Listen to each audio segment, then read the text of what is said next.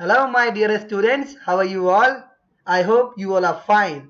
Guys, my name is Yogesh Kochar, and today we are going to learn the first lesson of our book Vistas, and the title is The Third Level, which is written by Jack Finney.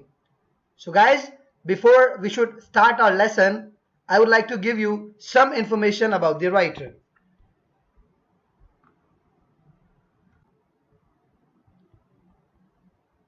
Walter Braden Jack Finney.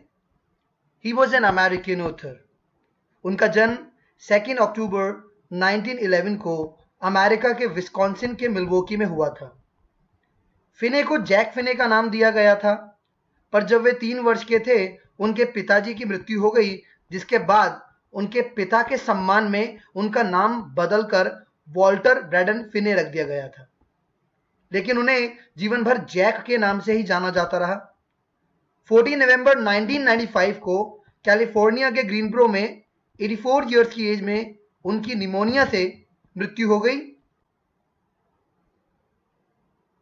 His best known works are science fiction and thrillers, including The Body Snatchers and Time and Again. Guys, उन्होंने science fiction और thriller के बारे में बहुत कुछ लिखा। The body snatcher और time and again उसके बहुत अच्छे एग्जाम्पल है, बल्कि द बॉडी स्नैचर जो है उनकी बुक, उसके ऊपर हॉलीवुड में 1993 में एक मूवी भी बनी थी। तो बच्चों, इससे पहले हम ये लेसन स्टार्ट करें, उससे पहले मेरा आपसे क्वेश्चन है कि अगर आपको टाइम ट्रेवल करके हिस्ट्री में जाने का चांस मिले तो आप कहां जाना चाहेंगे? इंटरेस्टिंग क्वेश्चन है ना? आप सबके मन में पुराने जमाने में कहीं ना कहीं ऐसी दुनिया में जाने की इच्छा होगी जिसके बारे में आप जानना पसंद करेंगे, जिसके बारे में आपने या तो किताबों में पढ़ा होगा या फिर अपने दादा दादी की कहानियों में सुना होगा। तो बच्चों, ये स्टोरी भी कुछ ऐसी ही है। ये भी साइंस एंड फिक्शन पर आधारित है, जिसमें चार्ले नाम का बंदा ये क्लेम करता है कि वो न्यूयॉर्क के ग्रैंड सेंट्रल स्टेशन के 3rd लेवल में गया था, जबकि वहां केवल 2 ही लेवल एग्जिस्ट करते हैं। और वह यह भी दावा करता है कि वह वहां 1894 में पहुंच गया था, 1894 के समय में।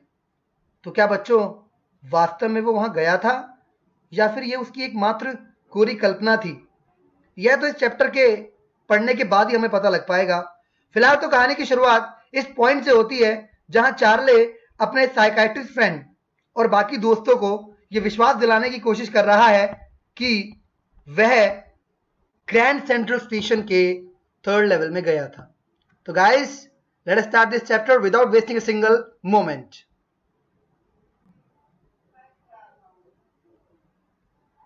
The presidents of the New York Central and the New York, New Haven and Hartford railroads will swear on a stack of timetables that there are only 2. भाई बात कहां से शुरू होती है कि भाई जो प्रेसिडेंट्स हैं यानी अध्यक्ष है कहां के? न्यूयॉर्क सेंट्रल और न्यूयॉर्क के न्यू हेवन एंड हार्टफोर्ड रेलरोड्स के, वो स्वेयर ऑन मतलब क्या कर लेंगे? शपथ ले लेंगे, कसम खा लेंगे। किस बात पर?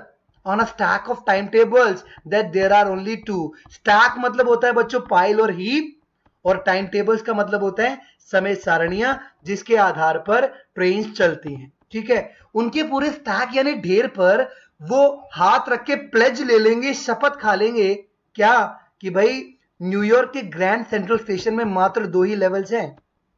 बट आई से देयर आर 3. पर मैं ये कहता हूं, चार्ली कहता है, मैं ये कहता हूं कि वहां 3 लेवल्स हैं, because I have been on the 3rd level of Grand Central Station, क्योंकि मैं ग्रैंड सेंट्रल स्टेशन के 3rd लेवल पे गया हूं।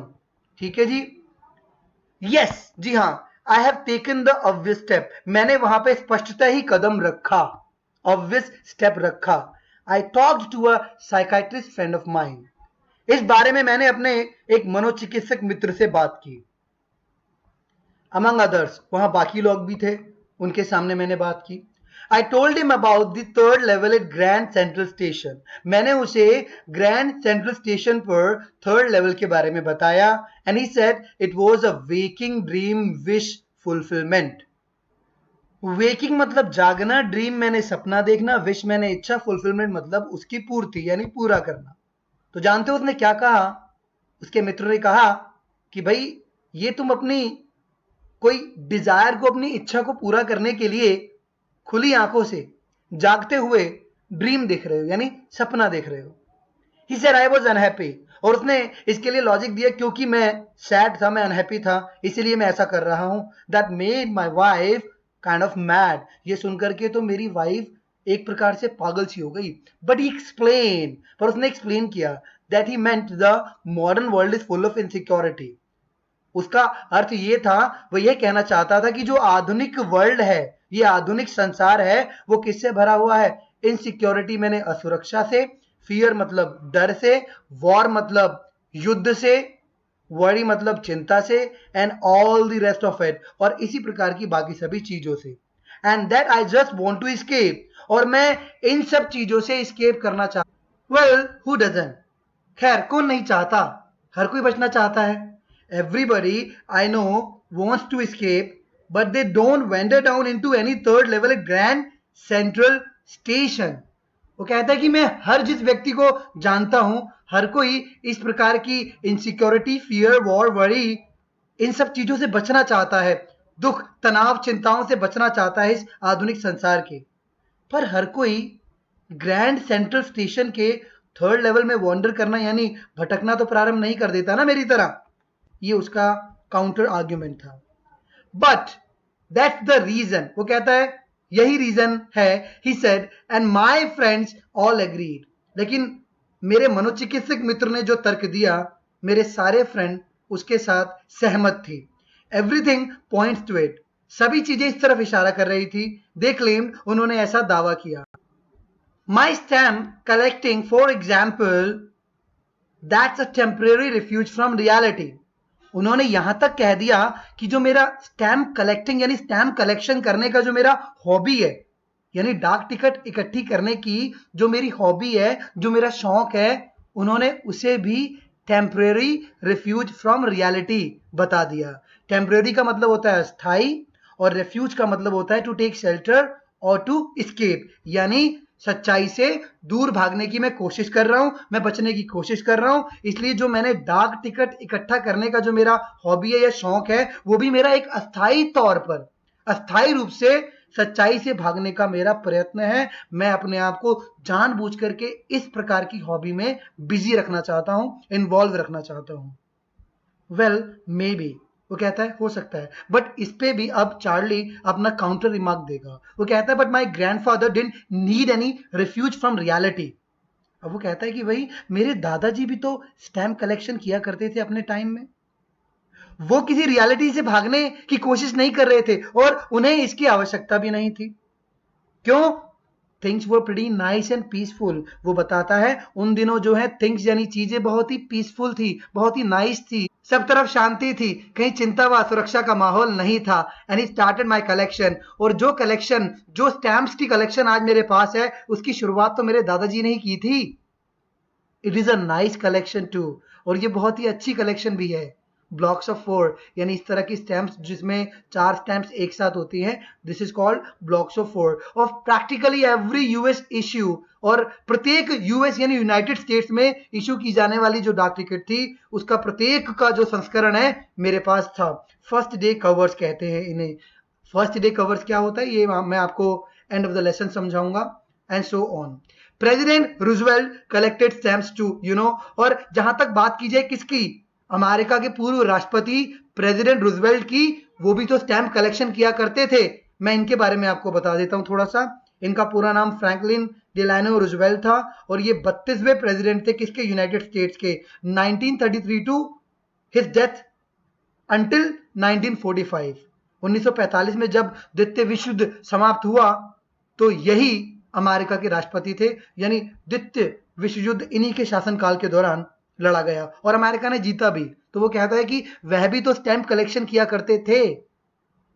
इसका मतलब ये हुआ कि उन्हें किस प्रकार का तनाव या चिंता थी। एनीवेज आगे बढ़ते हैं। अब वो अपनी स्टोरी आपको बताएगा कि कैसे वो ग्रैंड सेंट्रल स्टेशन के थर्ड लेवल में पहुंचा। तो ये ध्यान से समझिएगा बच्चों, पेपर में क्वेश्चन भी आता है कि कैसे चार्ली जो है अमेरिका के न्यूयॉर्क के ग्रैंड सेंट्रल स्टेशन के थर्ड लेवल में पहुंचा, और उसने कैसे वहां पे अंतर पाया बाकी अन्य 2 लेवल से, ठीक है, क्या क्या डिफरेंसेस उसने नोटिस किए। पहले तो ये क्वेश्चन समझिए कि वो पहुंचा कैसे वहां पे, फिर उसने क्या क्या डिफरेंसेस नोटिस किए, उसको एक अलग क्वेश्चन के आंसर के रूप में समझिएगा, तो यहाँ पे आपका एक long answer type question cover हो जाएगा, ठीक है। वो कहता है anyway here is what happened. अब क्या हुआ मैं आपको बताता हूँ, ग्रैंड सेंट्रल स्टेशन पे जो भी हुआ अब वो समझाएगा आपको। One night last summer I work late at the office. वो कहता है एक रात पिछली गर्मियों की बात है, मैंने काफी देर तक अपने ऑफिस में काम किया। I was in a hurry to get uptown. वो कहता है कि मैं जल्दी में था अपने घर अपटाउन जाने के लिए, मेरे अपार्टमेंट, अपार्टमेंट मतलब घर, अपटाउन किसे बोलते हैं, residential area of the city, यानी शहर का जो रेजिडेंशियल एरिया होता है उसे हम क्या बोलते हैं, अपटाउन। तो वहां पे जाने की मैं जल्दी में था, so I decided to take the subway. तो मैंने निर्णय लिया कि मैं सबवे वाला रास्ता लूंगा फ्रॉम ग्रैंड सेंट्रल, जो कहां से जाता है, ग्रैंड सेंट्रल से जाता है, because it's faster than the bus.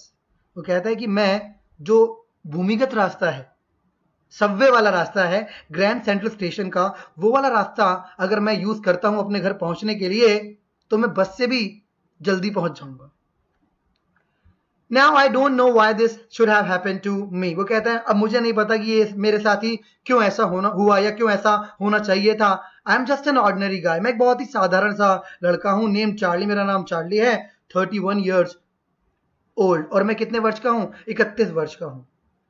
I was wearing a tan gabardine suit, मैंने एक टैन गैब्रेडाइन सूट पहना हुआ था, हल्का भूरा कलर का गैब्रेडाइन सूट पहना हुआ था। गैब्रेडाइन सूट किसे बोलते हैं, इस तरह के नॉर्मल सूट को गैब्रेडाइन सूट बोलते हैं, ठीक है। एंड अ स्ट्रॉ हैट, और एक प्रकार की हैट पहनी हुई थी जिसको हम बोलते हैं स्ट्रॉ हैट, यानी स्ट्रॉ से बनी होती है, with a fancy hat band, जिसके ऊपर एक फैंसी सा हैट बैंड भी लगा हुआ था।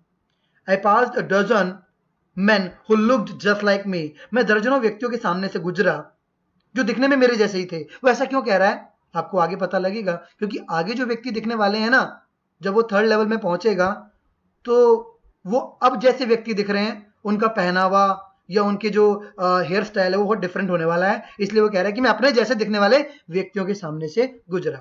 And I wasn't trying to escape from anything. वो कहता है जैसा कि उसके फ्रेंड्स कह रहे थे या उसका मनोचिकित्सक मित्र कह रहा था क्या, कि तुम सच्चाई से भागने का प्रयत्न कर रहे थे। वो कहता है कि मैं किसी भी सच्चाई से भागने का या किसी भी चीज से भागने का, बचने का प्रयत्न नहीं कर रहा था।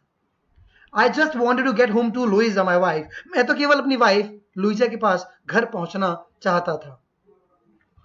Turned into Grand Central from Vanderbilt Avenue and went down the steps to the first level where you take trains like the 20th century. वो कहता है कि मैं कहाँ की तरफ मुड़ा, ग्रैंड सेंट्रल स्टेशन की तरफ मुड़ा। कहाँ से, वेंडरबिल्ट एवेन्यू से मैं ग्रैंड सेंट्रल स्टेशन की तरफ मुड़ा। And went down the steps, और मैं कुछ सीढ़ियां उतरा नीचे की तरफ, और कहाँ पहुंच गया, टू दी फर्स्ट लेवल में, way you take trains like the 20th century. यहाँ पे आपको 20वीं शताब्दी जैसी दिखने वाली ट्रेन्स आपको मिल जाएंगी। वो यहाँ पे ऐसा क्यों कह रहा है 20वीं शताब्दी वाली, क्योंकि आगे जहां वो पहुंचेगा वहां पे जाने के लिए वो क्लेम कर रहा है कि वो 1894 में पहुंच गया था और वहां पे पुराने जमाने जैसी ट्रेन मिलती थी। Then I walked down another flight to the second level. उसके बाद कुछ सीढ़ियां और उतर के मैं सेकेंड लेवल पे पहुंच गया। where the suburban trains leave from, जहां से सब अर्बन ट्रेन्स चलती हैं। सब अर्बन ट्रेन्स किसे बोलते हैं, पैसेंजर रेल ट्रांसपोर्ट सर्विस को बोलते हैं, जो प्राइमरली ऑपरेट करती है कहां पे, बड़े बड़े शहरों में, मेट्रोपॉलिटन सिटीज में, ठीक है, यानी एक शहर से दूसरे शहर भी लेके जाती है आपको वो। तो वो कहता है कि वो इस डोवे से होता हुआ कहां की तरफ हेडिंग, मतलब बढ़ गया, सबवे मतलब भूमिगत रास्ते की तरफ, और यहां पे आके वो लॉस्ट हो गया, एंड गॉट लॉस्ट यानी खो गया। That's easy to do. वो कहता है कि ऐसे खो जाना बहुत आसान है। I have been in and out of Grand Central hundreds of times. वो बताता है कि मैं इस प्रकार कई बार यहाँ पे आकर के खो गया हूँ। ग्रैंड सेंट्रल स्टेशन में मेरे साथ ऐसा कई बार हुआ है, मैं यहाँ पे कई बार आया हूँ, अंदर आया हूँ और यहाँ से बाहर निकला हूँ। But I am always bumping into new doorways and stairs and corridors. पर हर बार जब मैं यहाँ पे आता हूँ तो हर बार मैं किससे, बम्पिंग इनटू का मतलब होता है मीटअप और रन इनटू, यानी मिलना या टकरा जाना, मुलाकात होना। हर बार मैं किससे टकरा जाता हूँ, नए नए डोरवेज से, नए स्टेयर्स से और नए नए कॉरिडोर्स यानी पैसेज से। Once I got into a tunnel about a mile long, एक बार तो मैं एक ऐसी टनल यानी ऐसी सुरंग में प्रवेश कर गया। टनल का मतलब होता है कवर्ड पैसेज यानी सुरंग। आप देख सकते हैं ठीक है, दिस इज कवर्ड पैसेज। तो वो कहता है मैं यहाँ पे प्रवेश कर गया जो लगभग 1 मील लॉन्ग थी, 1 माइल लंबी थी, and came out in the lobby of Roosevelt hotel, और मैं रूजवेल्ट होटल की लॉबी के अंदर आ गया वहां से होते हुए। Another time I came up in an office building. बच्चों लॉबी किसे बोलते हैं? N entrance of A hotel, उसे हम बोलते हैं लॉबी। आप इस पिक्चर को रेफर कर सकते हैं, so you will have an idea. आगे बताता है कि another time I came up in an office building, मैं एक ऑफिस बिल्डिंग में निकला, कहां से होते हुए? उस सबवे से होते हुए जो कहां पे थी office building? On 46th street, ठीक है, 3 ब्लॉक्स अवे, जो 3 ब्लॉक की दूरी पर थी। Sometimes I think grand central is growing like a tree, कभी कभी तो मैं ये सोचता हूँ कि ग्रैंड सेंट्रल एक ट्री की तरह ग्रो हो रहा है, एक ट्री की तरह बढ़ता ही जा रहा है, pushing out new corridors and staircases like roots, और इसके अंदर नए नए कॉरिडोर्स, नए नए स्टेयर केसेस पुश आउट हो रहे हैं, निकल रहे हैं, जैसे पेड़ की जड़ों में से निकलते हैं, like roots. Let me show you on to the next page, you can see this tree, और अगर इसकी रूट्स देखें तो आप नीचे new corridors, new doorways, new stairs, इस तरीके से वो इसको विजुअलाइज कर रहा है, ठीक है। तो आगे वो बताता है कि there is probably a long tunnel, वो कहता है बेशक संभव यहाँ पे एक लंबी सुरंग है, दैट नोबडी नोज अबाउट, जिसके बारे में कोई भी नहीं जानता, feeling it's way under the city right now, वो कहता है कि मैं इसके रास्ते को ठीक शहर के नीचे बिल्कुल अभी महसूस कर रहा था। On its way to Time Square and may be another to Central Park, हो सकता है कि इसका रास्ता जिस पर मैं हूँ वो टाइम स्क्वायर की तरफ जाता हो, या फिर कोई अन्य रास्ता जो सेंट्रल पार्क की तरफ जाता हो। And maybe because for so many people through the years Grand Central has been an exit, वो कहता है हो सकता है इस प्रकार के रास्ते वहां पे निकलते हैं क्योंकि कई वर्षों से जो ग्रैंड सेंट्रल स्टेशन है उसका जो ये सबवे है वो कई लोगों के लिए एक एग्जिट की तरह रहा है, a way of escape, एक बच निकलने का रास्ता। May be that's how the tunnel I got into, वो कहता है हो सकता है और शायद ऐसे ही किसी टनल में मैं आ गया था, ऐसे ही किसी सुरंग में मैं प्रवेश कर गया था। But I never told my psychiatrist friend about that idea, पर मैंने अपने इस आइडिया के बारे में, अपने इस विचार के बारे में अपने मनोचिकित्सक मित्र को कभी नहीं बताया। कौन से आइडिया के बारे में? कि Grand Central has been an exit, a way of escape, यानी बच निकलने का रास्ता, क्योंकि वो तो ये कह ही रहा था क्या कि तुम चिंताओं परेशानियों से बचने का प्रयत्न कर रहे हो, बट ये कह रहा है कि ग्रैंड सेंट्रल जो है वो बच निकलने का रास्ता है। किस सेंस में? कि उसके जो भूमिगत रास्ते हैं, जो कॉरिडोर्स हैं, वो अलग अलग जगह पर लेकर के जाते हैं। अब वो कहता है द कॉरिडोर आई वॉज इन, जिस कॉरिडोर में मैं अंदर गया था, जिस पैसेज में अंदर गया था मैं, बिगिन एंगलिंग लेफ्ट, उसने लेफ्ट की तरफ एंगल लेना शुरू कर दिया। ये राइट की तरफ ले रही है टनल एंगल, आप कंसीडर कर लीजिए लेफ्ट की तरफ मुड़ना शुरू कर दिया। स्लैंट होना, स्लैंट मतलब स्लॉपिंग, टिल्टिंग और बेंट, यानी मुड़ना शुरू कर दिया डाउनवर्ड, मैंने नीचे की तरफ, ठीक है जी। And I thought that was wrong, और मुझे लगा कि ये गलत था, ये रास्ता गलत था, but I kept on walking, पर मैंने चलना जारी रखा। All I could hear was the empty sound of my own footsteps, वो कहता है मुझे केवल क्या सुनाई दे रहा था? मेरे खुद के कदमों की आहट, आवाज मुझे सुनाई दे रही थी, empty sound of my own footsteps. And I didn't pass a soul, कि मैं किसी भी व्यक्ति के सामने से नहीं गुजरा। सोल का मतलब एन इंडिविजुअल, यानी वो कहता है कि मैं उस सुरंग में अकेला ही चला जा रहा था और मेरे सामने कोई भी नहीं आया। Then I heard that sort of hollow roar ahead that means open space, और तब मुझे क्या सुनाई दी आगे? a sort मतलब एक प्रकार की hollow roar, यानी एक प्रकार का इनविजिबल नॉइस उसे सुनाई दिया, शोर सुनाई दिया। इसका मतलब आगे ओपन स्पेस था एंड पीपल टॉकिंग, और आगे कुछ लोग हैं जो बातें कर रहे थे।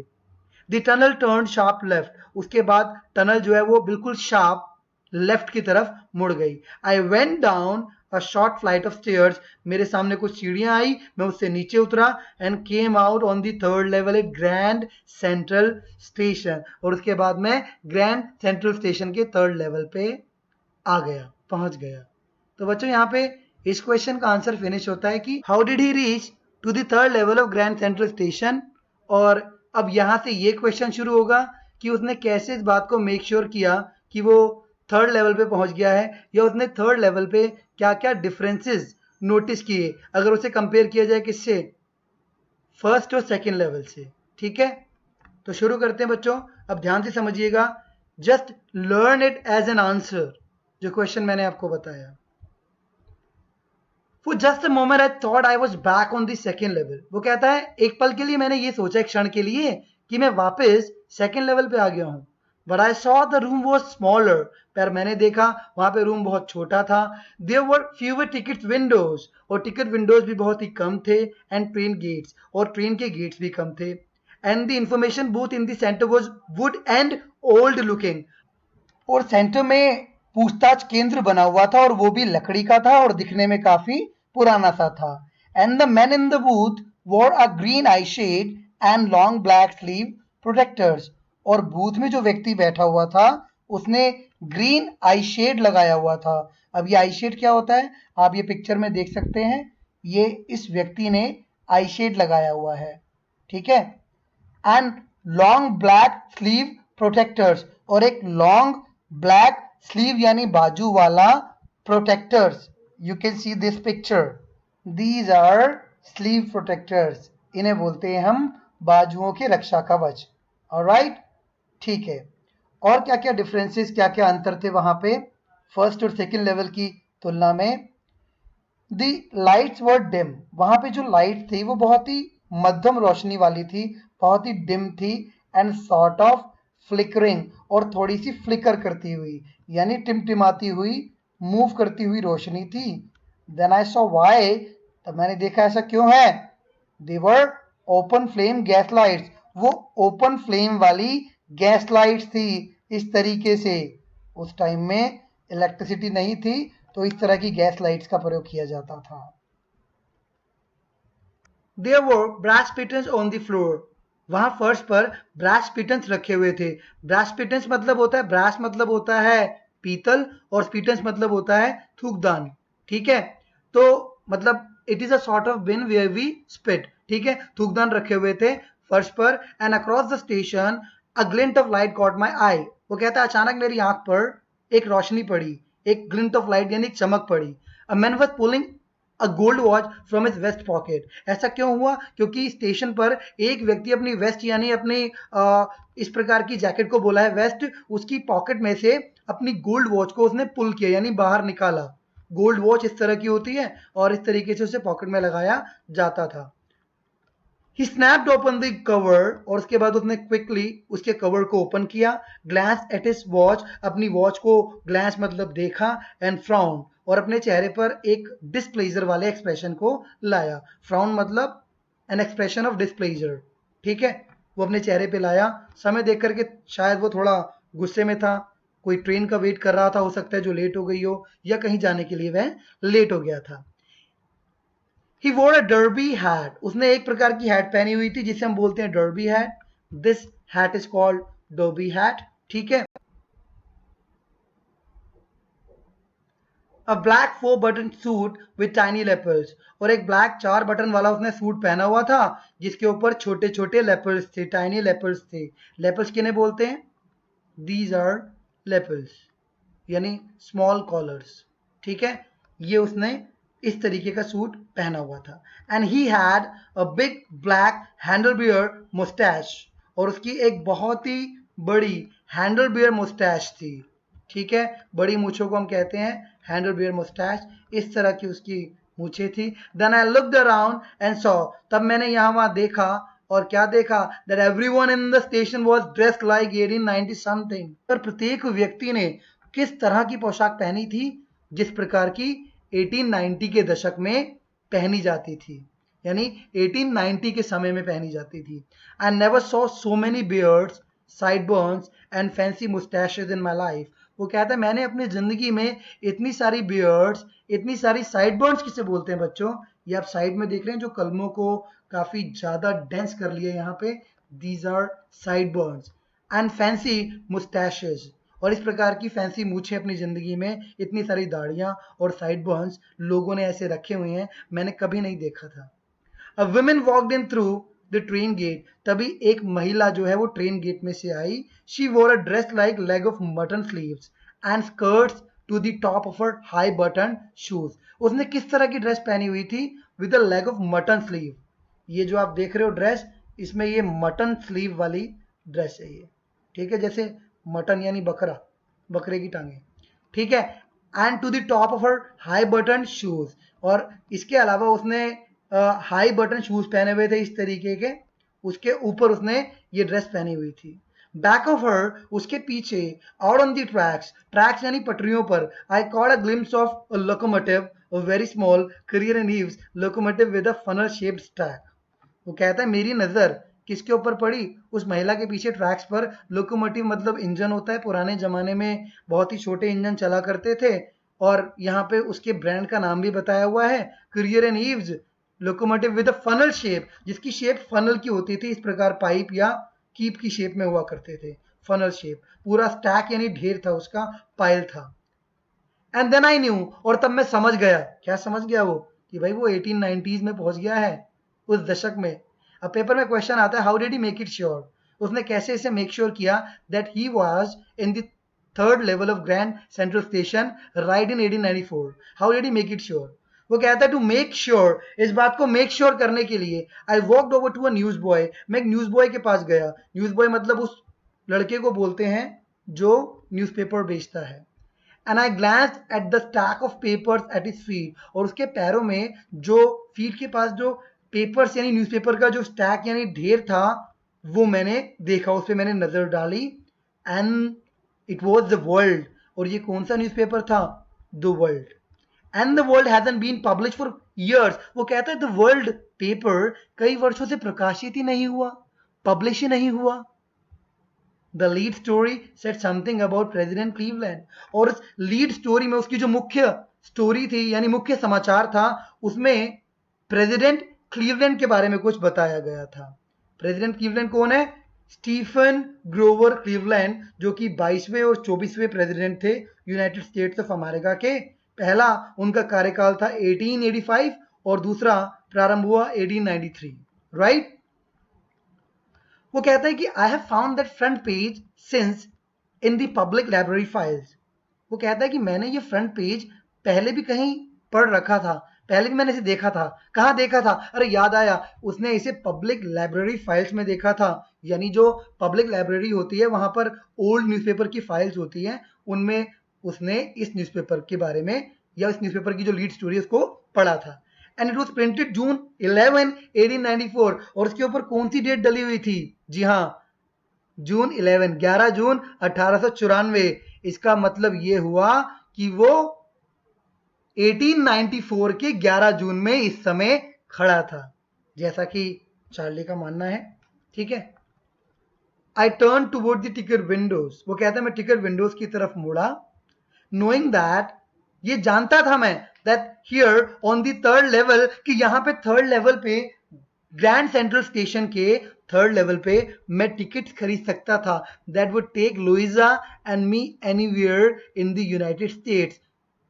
यहां पर अगर मैं टिकट खरीदता हूं ना, तो मैं और मेरी वाइफ लुइजा यूनाइटेड स्टेट्स में कहीं भी ट्रेवल कर सकते हैं, where we wanted to go, हम जहां भी जाना चाहें हम वहां पे जा सकते हैं। इन द ईयर 1894, सन 1894 में। And I wanted 2 tickets to Galesburg Illinois, और मैं कहां पे जाने के लिए 2 टिकट चाहता था अपनी वाइफ के साथ?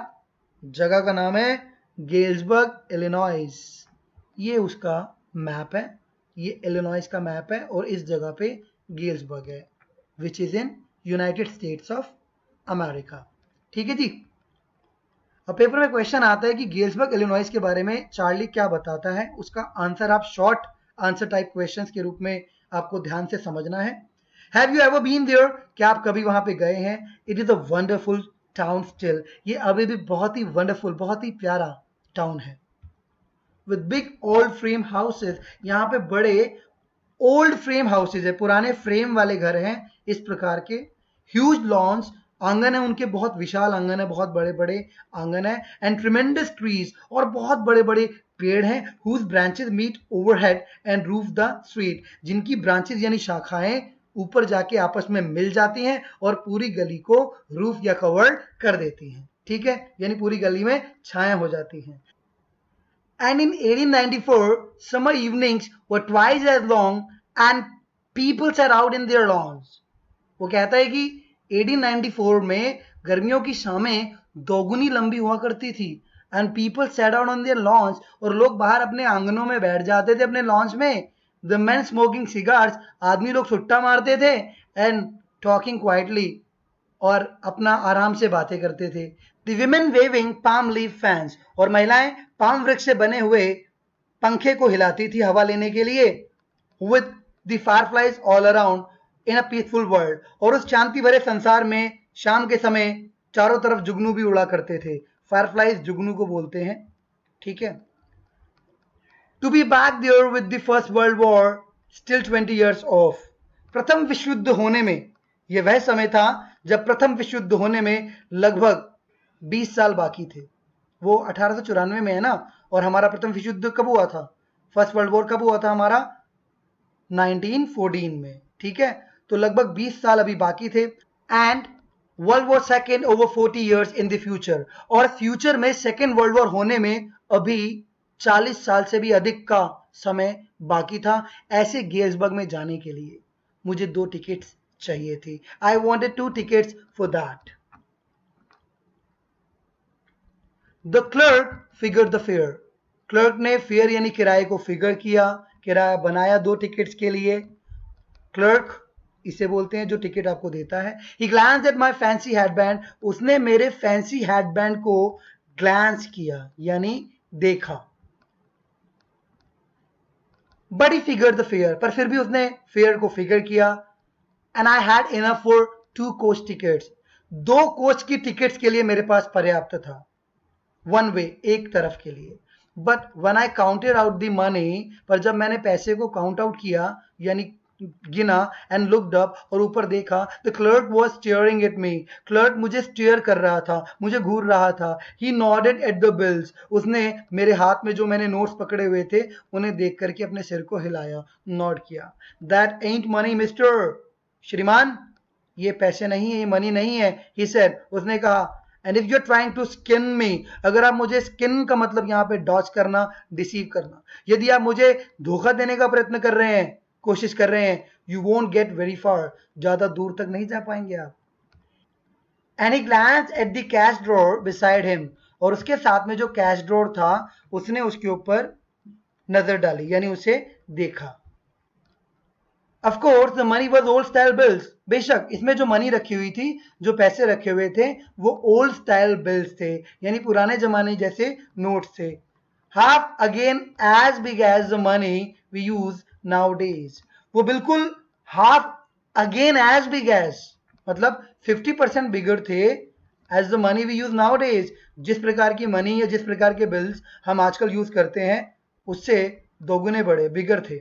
एंड डिफरेंट लुकिंग, और ऑब्वियसली दिखने में बिल्कुल अलग थे। I turn away and got out fast, मैं वहां से मुड़ा और जल्दी से बाहर आ गया।